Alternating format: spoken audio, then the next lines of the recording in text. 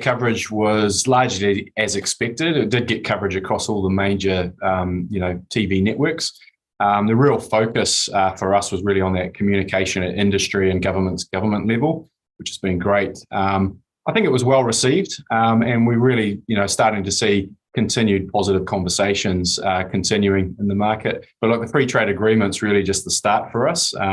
We're really looking now, how can we supercharge this UK-New Zealand relationship as we go forward?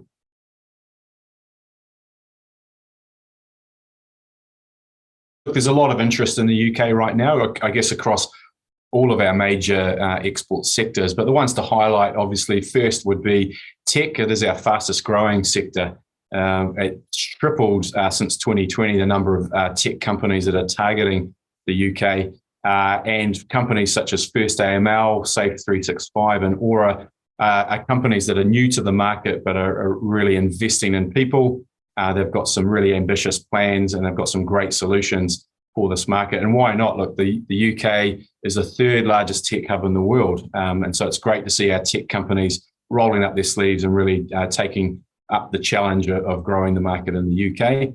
The second sector, and obviously it's our most traditional sector, which is food and beverage. We're still seeing opportunities in food and beverage, especially companies that are bringing higher value, branded products to market. Obviously, it's still our second largest wine export market, and it's great to see our wine companies, working on developing their brands and also extending the range outside of Sauvignon Blanc into other varietals, which has been fantastic to see. And the last one, just to highlight, one that's really passionate to me is agritech. With the modernisation of the agriculture sector in the UK, I think New Zealand plays a really key part in the modernisation here. And so bringing those wonderful New Zealand agritech solutions to the market is fantastic to see.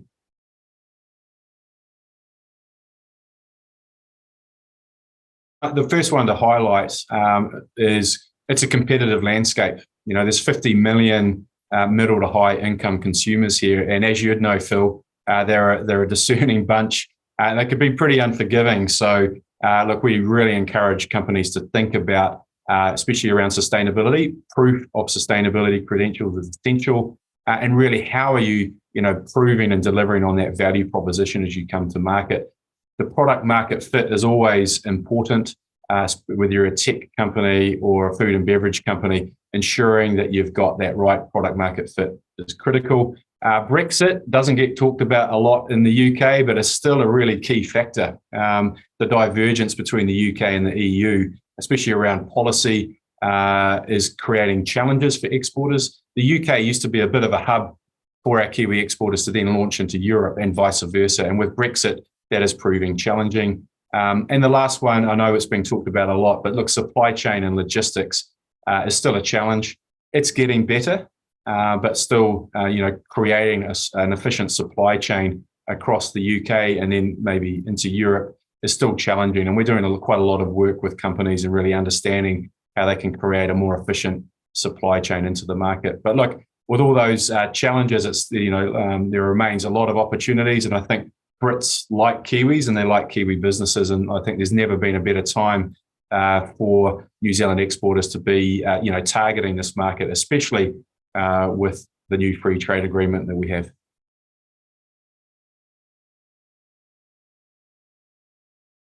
I think food miles is still a factor. I guess in the consumer's mind, it's something very easy to understand that that there is carbon that is associated with freighting food products into market. But look, a lot of our companies are doing really well about how they communicate their full sustainability story, and obviously carbon's just part of that. And I think we're starting to see a lot of companies, including some of our, the bigger end of town, really starting to think creatively how they're going to communicate those sustainability messages. So look, I still think it is a factor. I think we sit in a really good position, but we do need to, ensure that we're communicating as loudly and clearly around the great sustainability story that New Zealand exporters have.